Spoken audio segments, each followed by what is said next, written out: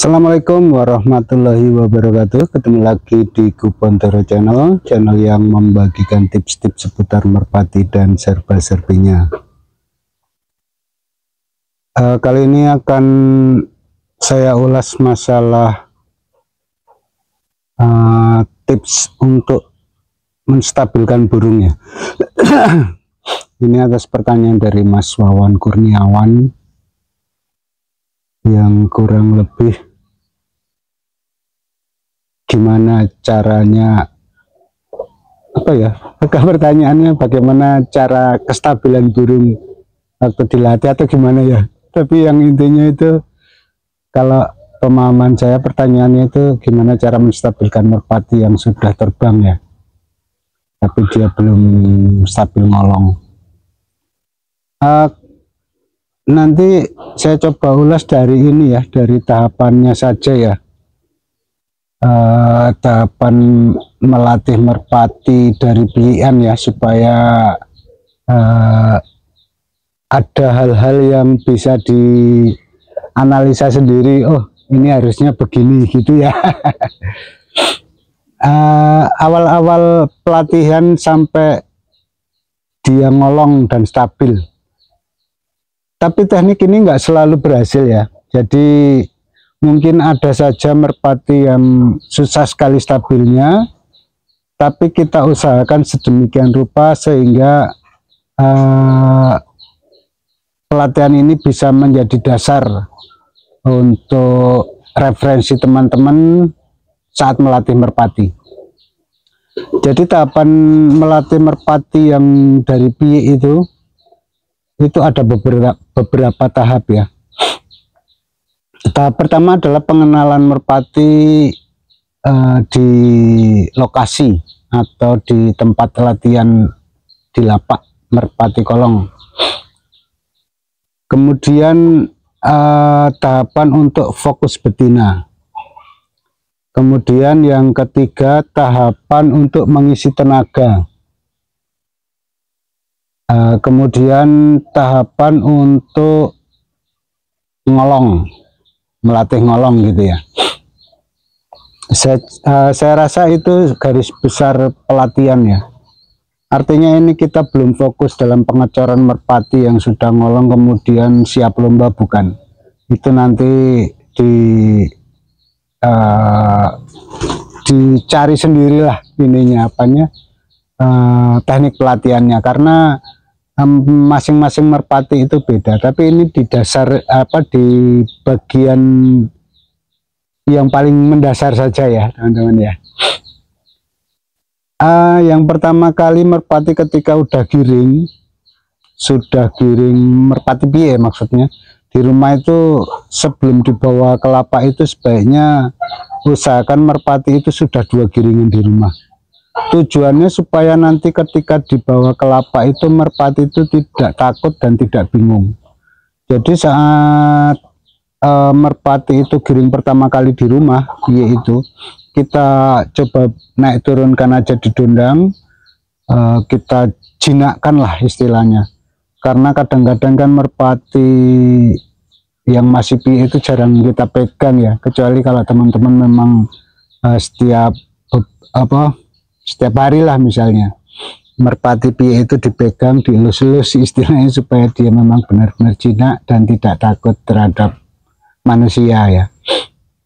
Nah kalau sudah dinaik turunkan di rumah, kemudian sudah bertelur, diengeramkan dulu, kemudian 1 minggu atau beberapa hari tidak apa-apa dicabut, kemudian digiringkan lagi. Nah setelah giring kita bawa di lapak.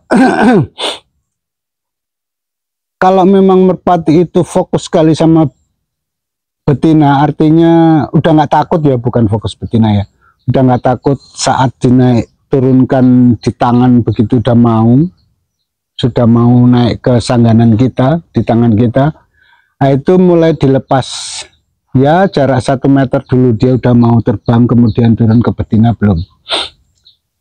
Kalau tahap pengenalannya begitu itu dulu aja, kemudian didiamkan di lapak. Kadang-kadang piye itu atau burung yang baru dibawa ke lapak itu suka suka berjemur gitu, diamkan aja dulu.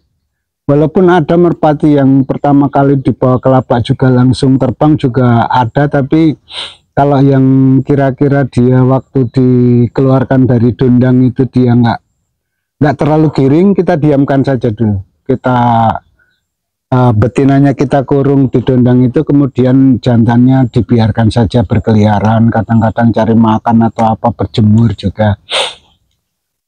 Nah, kalau dia sudah hari kedua misalnya, hari kedua sudah mulai mau nungguin betinanya di atas dondang kemudian matuk-matuk itu, ataupun hari ketiga ataupun hari keempat, itu mulai dilatih fokus betina. Caranya yaitu jarak 1 meter dulu dilepas, diklepet, dia udah mau apa, berontak belum di tangan. Kalau dia udah mulai ada pemberontakan sedikit, kemudian burung itu mengarah ke betinanya, kita lepaskan. Kalau dia udah mau turun, kita mundurkan. Kita mundurkan sampai sekitar jarak 5 meter atau berapa meter itu ya kalau di lapak itu. Ya antara 5 sampai 6 meter lah.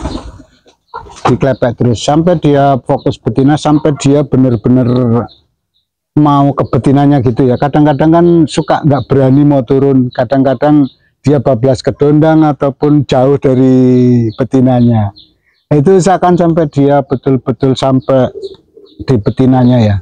Kemudian diangkat begitu dia sudah mau naik. Nah itu di situ aja dulu. Kemudian kalau sudah 1 atau 2 hari dibikin begitu, baru dimundurkan. Kalau saya mundurnya itu jarak 3 meter, kadang cuma 2 meter ya, saya tambah terus. Saya jalan, saya lepasin sampai jarak sekitar 20 meter lah. Kalau dia mundur 2 meter kok dia muter atau bingung, kita ulangi maju lagi maju lagi sedikit, yaitu maju 2 meter atau 3 meter lepas. Terus kalau dia memang udah dilepas langsung menuju ke betinanya, kita mundurkan terus 2 meter 2 meter 2 meter. Kalau di tempat tertentu dia muter, itu mungkin dia karena atau dia udah nggak fokus lagi ke kolong, itu biasanya karena dia udah lelah, kita berhentikan ya. Lepasan begitu paling cuma 5-6 kali lah, mundur 2 meter 2 meter 2 meter gitu, kemudian berhenti istirahat. Nanti kalau dia udah nggak ngonggor, kakinya udah nggak panas sekali atau dadanya udah nggak panas, kita latih ulang. Misalnya tadi lepasan pertama di jarak 5 meter, lepasan pertama yang untuk habis istirahat itu mungkin bisa 8 meter, kemudian 10 meter 12 meter. Kalau dia udah kelihatan lelah, sudah berhenti, besok lagi. Begitu terus tahapannya sampai betul-betul dia ada tenaga untuk mengepakkan, itu kepaannya sudah bagus. Kemudian nanti setelah tahapan itu misalnya udah sampai jarak 25 meter ya, sudah bagus. Di giringan berikutnya setelah dipanasin di lapak itu ya, kita mundur lagi, tapi mundurnya itu jaraknya lebih jauh lagi. Misalnya waktu giringan pertama itu cuma 22 meter, itu 5 meter, kemudian 10 meter gitu ya. Lihat sambil melihat kepaan sayapnya dan fokusnya dia terbang itu. Kalau dia udah menuju ke kolong, udah menuju ke betinanya, itu bisa agak jauh. Sambil dilihat dia udah fokus jalurnya belum. Kalau belum ya di situ aja dulu. 1-2 kali atau 2-3 kali gitu, terus mundur. Kalau udah lurus mundur lagi sekitar 10 meter atau 5 meter juga nggak apa-apa. Kalau memang tenaganya bagus, biasanya itu dalam giringan kedua itu bisa jarak sekitar 50 sampai 75 meter itu. Nah itu sambil tetap itu tahapannya. Kalau saya masih dalam tahap istilahnya fokus betina. Tujuannya nanti kalau dia sudah tinggi, kalau memang fokus betinanya bagus, dia turunnya akan di dekat betinanya terus. Kemudian tahap kedua adalah pengisian tenaga. Misalnya udah di giringan selanjutnya, pengisian tenaga itu kalau saya di jarak 100 meter misalnya, saya punya target. jarak 100 meter ini saya pakai buat ngisi tenaga dasar ya, misalnya karena dia masih piye. Tapi kalau dia lagi penjawat sebaiknya enggak usah dicoba, atau kalau dicoba ya usahakan dekat aja lah. Jangan sampai nanti penjawatnya pecah ya, usahakan jangan sampai penjawatnya pecah. Kemudian di 100 meter itu hari pertama berangkat latihan itu ya tetap sampai jarak 20 meter aja, supaya sehabis dia angerem itu ototnya udah lemas lagi, sudah enak lagi buat terbang. Hari kedua itu baru dimundurkan pelan, jaraknya tapi jauh ya, misalnya dari 10 kemudian 20 kemudian 50 kemudian 75 kemudian 100. Nah, hari kedua itu biasanya kalau target saya 100 ya hari kedua itu sudah sampai 100 meter. Kemudian di 100 meter ini di hari berikutnya, hari yang ketiga itu saya panteng di situ ya. Saya lepasin situ terus sampai giringannya habis. Kemudian angrem ya, sudah angrem. Ini masih pembentukan tenaga ini ya.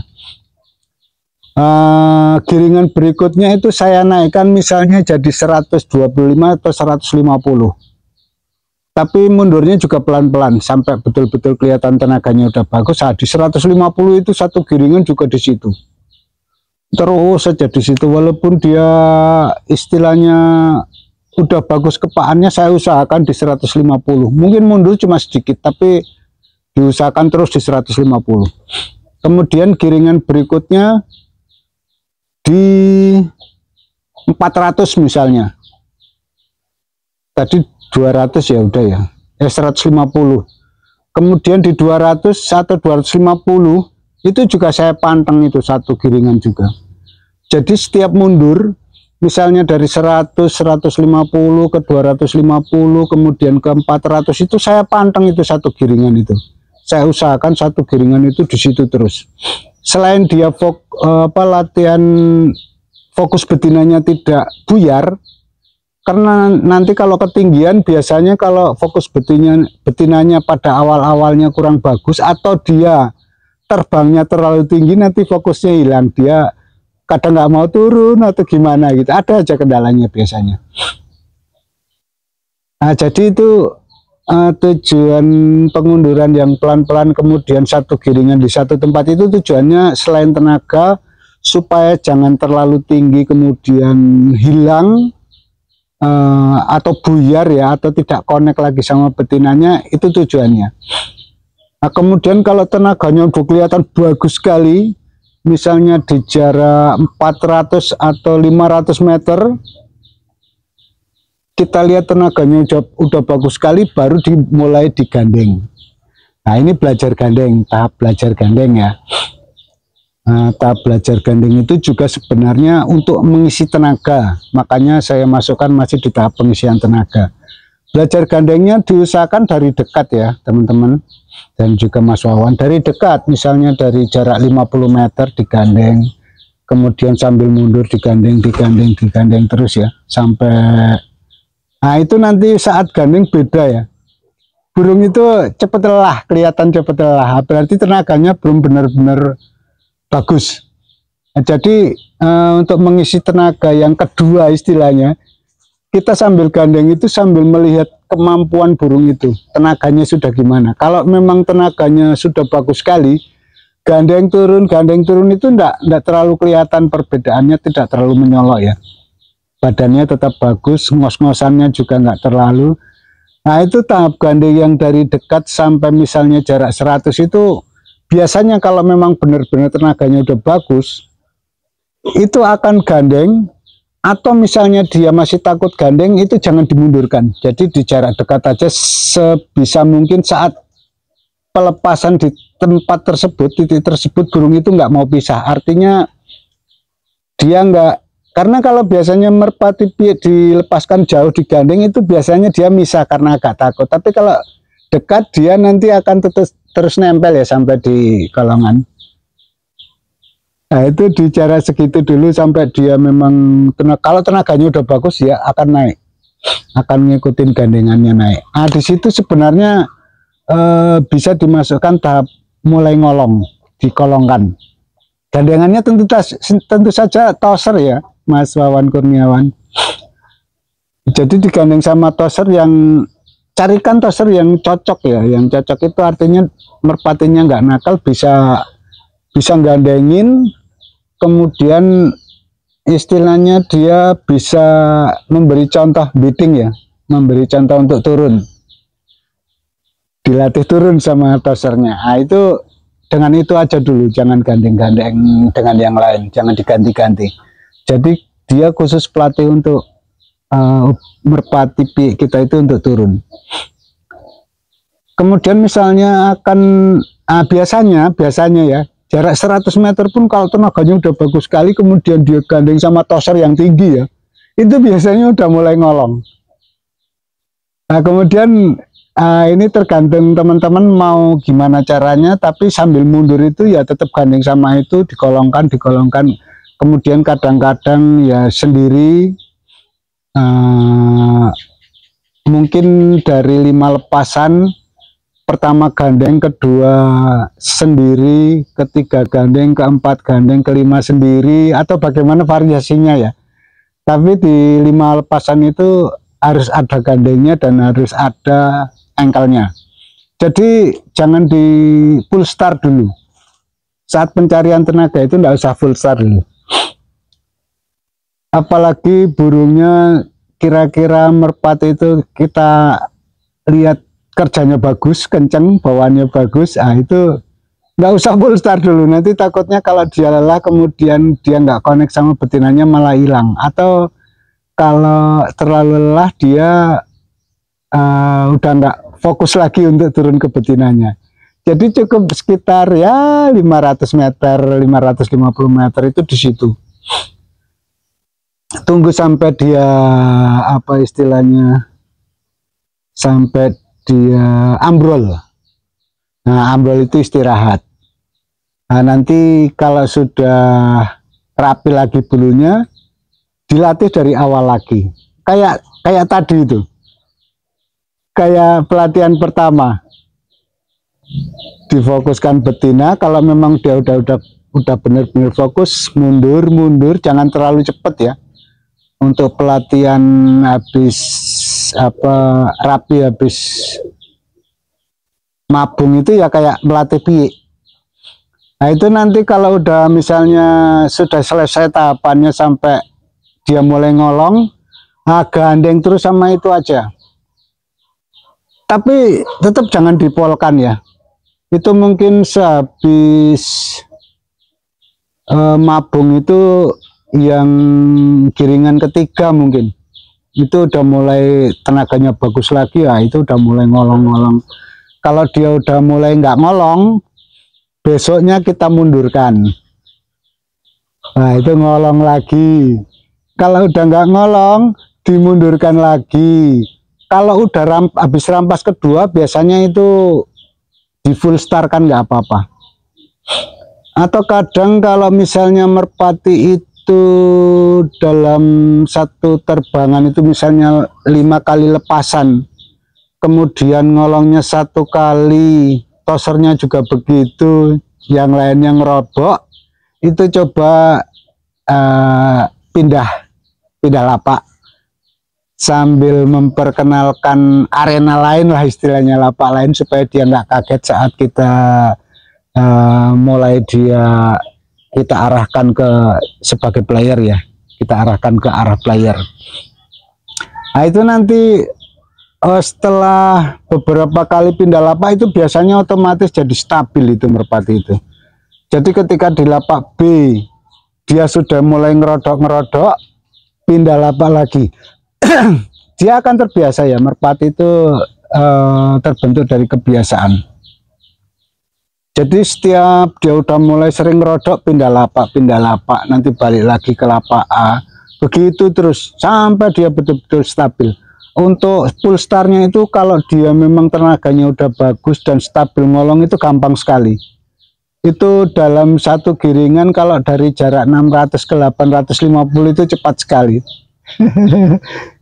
Cepat sekali tercapainya ya. Jadi kita nggak usah terlalu ambisi untuk full star ya. Jadi ambisi saja, tenaganya bagus sama ngolong stabil, diusahakan begitu saja. Itu otomatis nanti merpatinya cepat stabil ngolong ya, Mas Wawan Kurniawan dan juga teman-teman. Oke, kiranya sekian ya, dan juga sudah terlalu lama ya video ini, sudah kepanjangan. Jadi kalau nanti ada pertanyaan dan masukan silakan tulis di kolom komen ya. Oke, akhir kata saya ucapkan terima kasih. Akhirnya saya ucapkan terima kasih. Wassalamualaikum warahmatullahi wabarakatuh.